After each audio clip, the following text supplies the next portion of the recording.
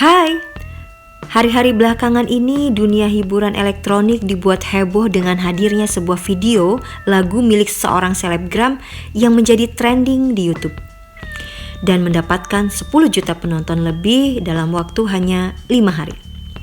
Namun kini video tersebut mendapatkan tudingan plagiarisme atau melanggar hak cipta milik orang lain karena di dalam lirik dan nadanya sebagian dianggap telah meniru lagu yang lebih dulu dipopulerkan oleh penyanyi sebelumnya. Dalam penyuluhan hukum online kali ini bersama saya, Erika Susanti, penyuluh hukum dari Kantor Wilayah Kementerian Hukum dan HAM Kalimantan Selatan, kita tidak akan berfokus berbicara mengenai lagunya, videonya, apalagi selebgramnya, tetapi kita membahas mengenai peristiwa hukum apa yang terjadi, serta hikmah dan ilmu pengetahuan apa yang bisa kita petik dari kejadian tersebut, serta bagaimana negara Indonesia melindungi warga negaranya terkait hak cipta yang merupakan kekayaan intelektual di bidang ilmu pengetahuan, seni dan sastra. Yuk kita bahas. Internet adalah salah satu sumber di mana paling banyak terjadinya pelanggaran terhadap hasil karya cipta, baik dalam bentuk plagiat, penjiplakan, pembajakan, atau makin suburnya situs-situs download musik yang ilegal. Sudah tidak terhitung lagi berapa banyak kasus plagiarisme atau pelanggaran terhadap hak cipta di industri musik, baik yang diteruskan ke ranah hukum atau berakhir dengan jalan mediasi dan damai. Sayangnya masih sedikit kesadaran masyarakat untuk bisa menghargai hasil karya orang lain atau untuk melindungi karya ciptanya sejak dini dengan mendaftarkan hak ciptanya kepada lembaga pemerintah yang berwenang, yaitu Direktorat Jenderal Kekayaan Intelektual.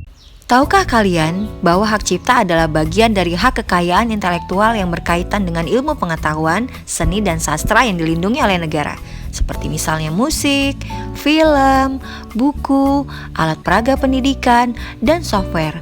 Hal ini berdasarkan pasal 1 ayat 1 Undang-Undang Nomor 28 Tahun 2014 tentang hak cipta. Berkaitan dengan hak cipta, maka ia akan mendapatkan 2 hak eksklusif, yaitu hak moral dan hak ekonomi.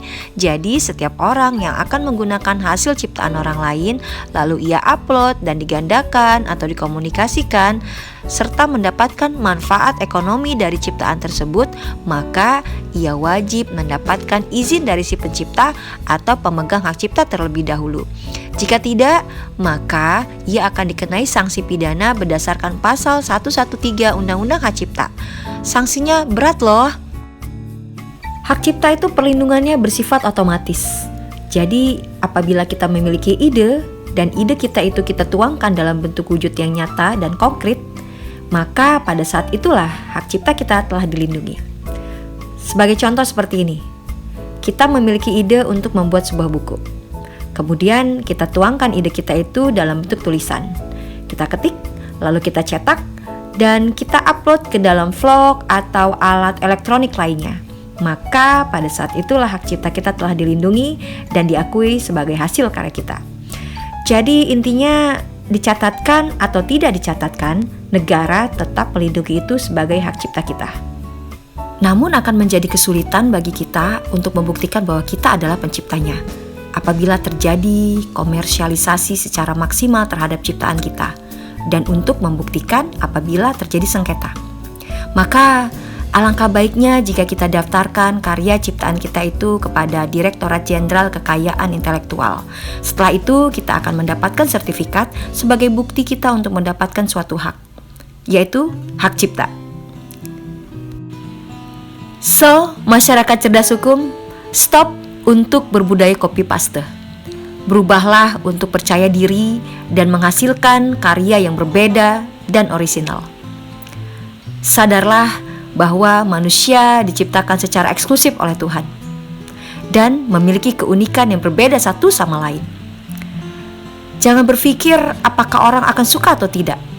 Lakukan saja yang terbaik. Ingat, manusia boleh gagal, tapi tidak boleh menyerah. Berusahalah. Semangat.